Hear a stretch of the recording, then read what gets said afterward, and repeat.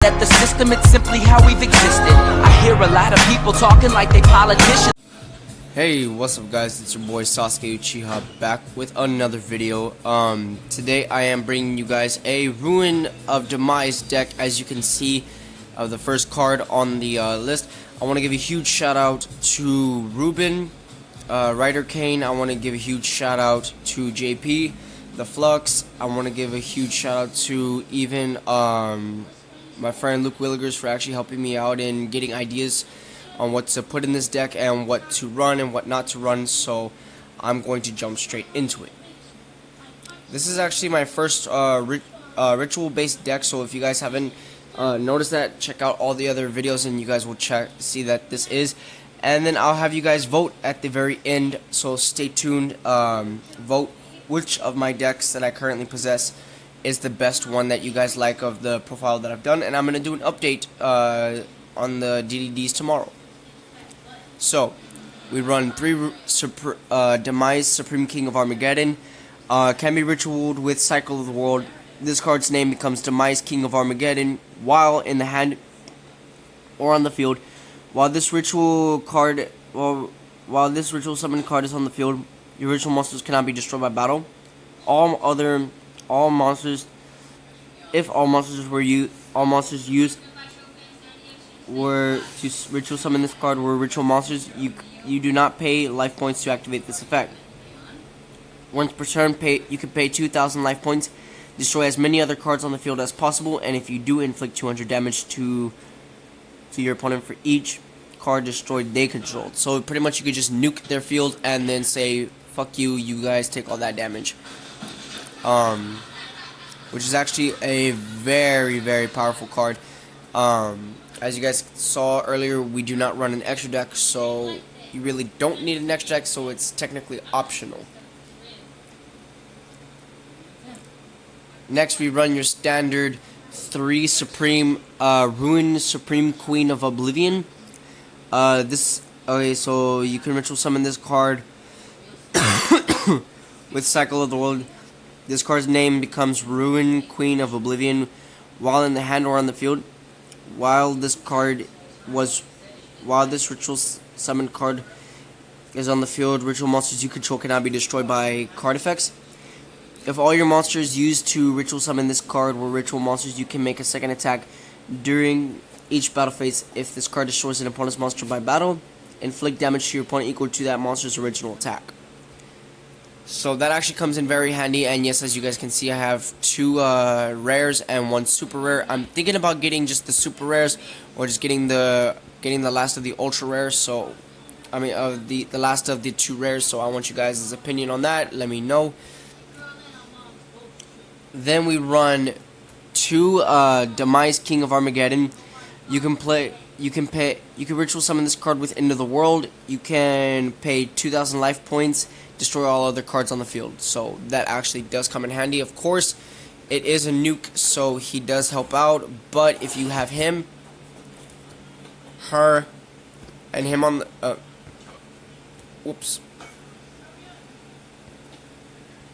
and him on the field, you have all 3 on the field. 1 protected by all ritual monsters are protected by battle. From battle, all ritual monsters are protected by card effects. Effect nuke. Second turn he tries to do something, or like you could just do effect nuke, and your opponent's just like, what the hell? Why is your monster still on the field and mine are not?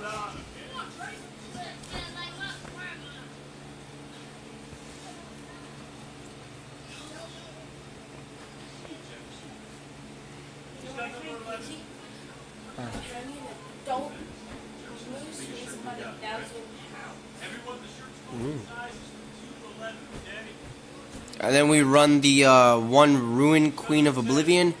This is the common. You can ritual summon this card with End of the World. When this card attacks, when this attacking card destroys an opponent's monster by battle, you can activate this effect. It can attack a second turn in a row. So that helps out tremendously with this deck. So you get like both extra attacks. For your low level rituals, we play the 2 Armageddon, Demise Agent of Armageddon, and the 1 Ruin Angel of Oblivion. Demise Agent of Armageddon. You can ritual summon this card with Cycle of the World. This card's name becomes Demise King of Armageddon while in the hand or on the field. If this card is ritual summoned, destroy one face-up monster on the field. If this card is sent to the graveyard, you can target one ritual monster your opponent, one ritual monster you control while it is face-up on the field. Your opponent cannot activate card or effects in response to this activation of your ritual monster's effect.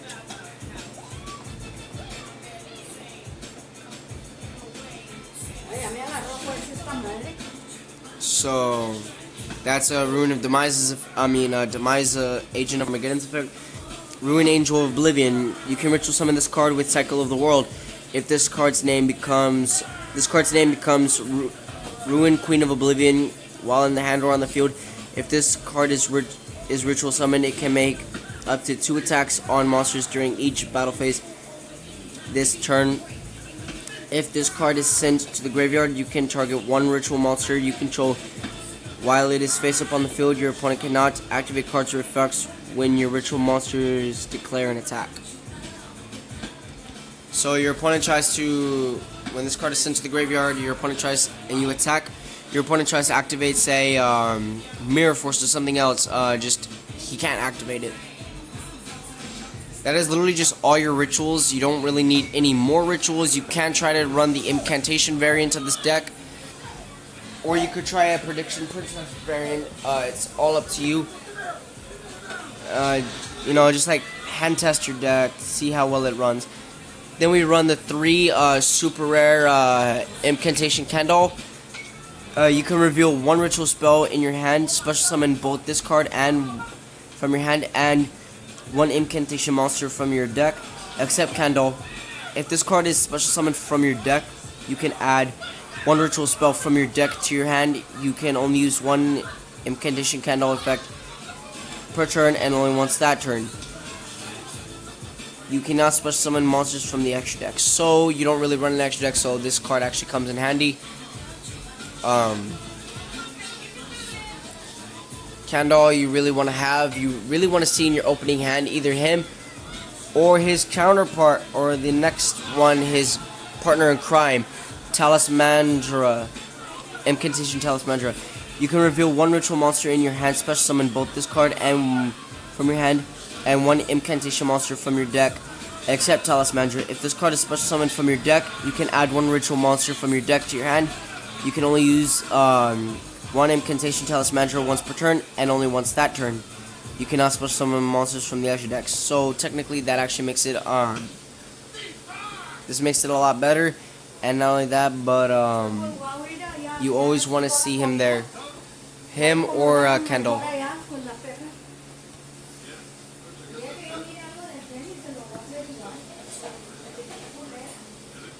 Then we do run the 3 Manju of 10,000 Hands. Pretty much when this card is normal or flip summoned, you can add one ritual monster or ritual spell card from your deck to your hand. That's literally all it does, and that's always the best.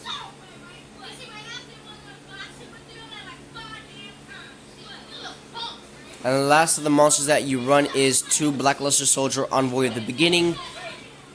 Cannot be normal summon slash that must be special summoned from your hand by banishing one light monster and one dark monster from your graveyard. Once per turn, you can target one of these effects. Target one monster on the field, banish that target. Face up. This card cannot attack during attack the turn you end. The turn you activate this effect. This attacking card destroys. If this attacking card destroys an opponent's monster by battle, after damage calculation, it can make a second attack in a row. So this actually ends up coming in handy so much. You actually always want to have it. And yes, I do only have 1 gold rare and 1 common. Going into the spells, we run the 3 Breaking of the World, which is technically your draw power plus extra destroying, because by its effect, once per turn, you can target one ritual monster you control, show one ritual monster in your hand until the end of this turn. The level of the shown monster becomes the targeted monster's level until the end of this turn, even if this card leaves the field once per turn. If Ruin, Queen of Oblivion, or Demise, King of Armageddon is ritual summoned to your field, except during the damage step, you can activate one of these effects: draw one card or destroy one card on the field. So that actually does come in handy when wanting to pop the back row or wanting that extra draw.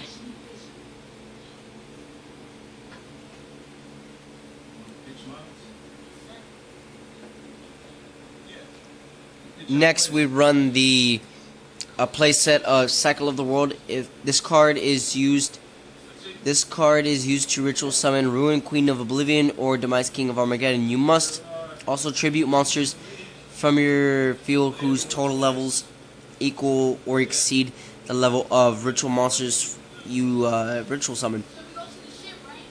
During your main phase, except the turn this card was sent to the graveyard, you can shuffle this card into the deck, add one End of the World from your deck to your hand, then add one Ruin, Queen of Oblivion, or Demise, King of Armageddon to your from your graveyard.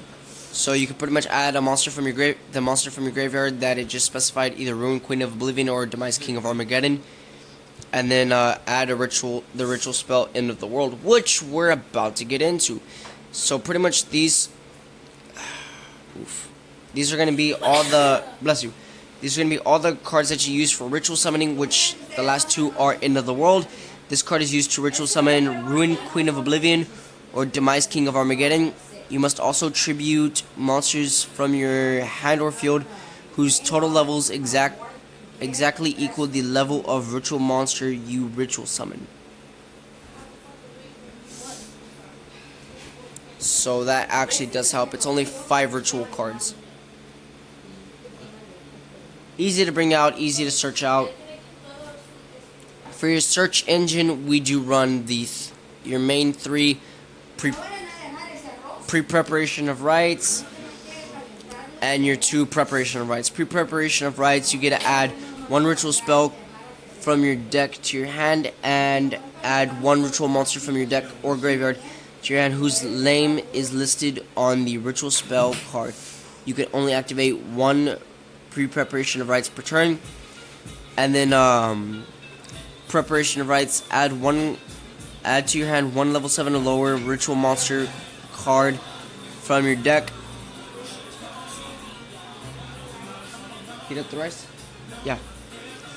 Then you can add 1 ritual spell card from your graveyard. Yeah. Then you can add 1 ritual spell card from your graveyard. So technically you can return a ritual spell from your grave and then add the ritual monster from your hand.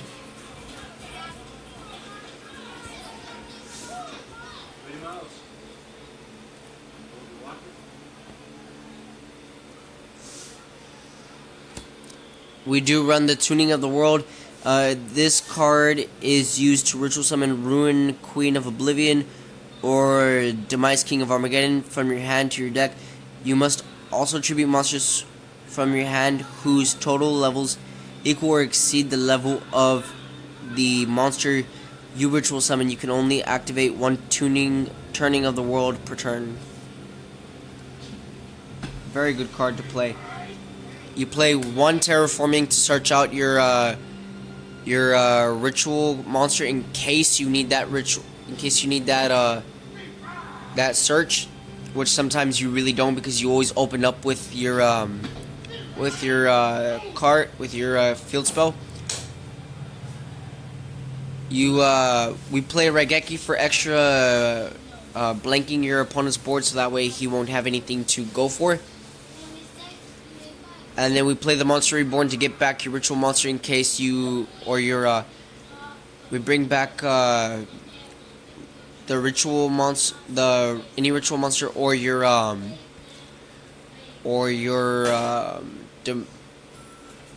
Blackluster Soldier Envoy at the beginning, so that way you can actually have that. Anyway, guys, that will be it for today. As a matter of fact, I want you guys to vote right now.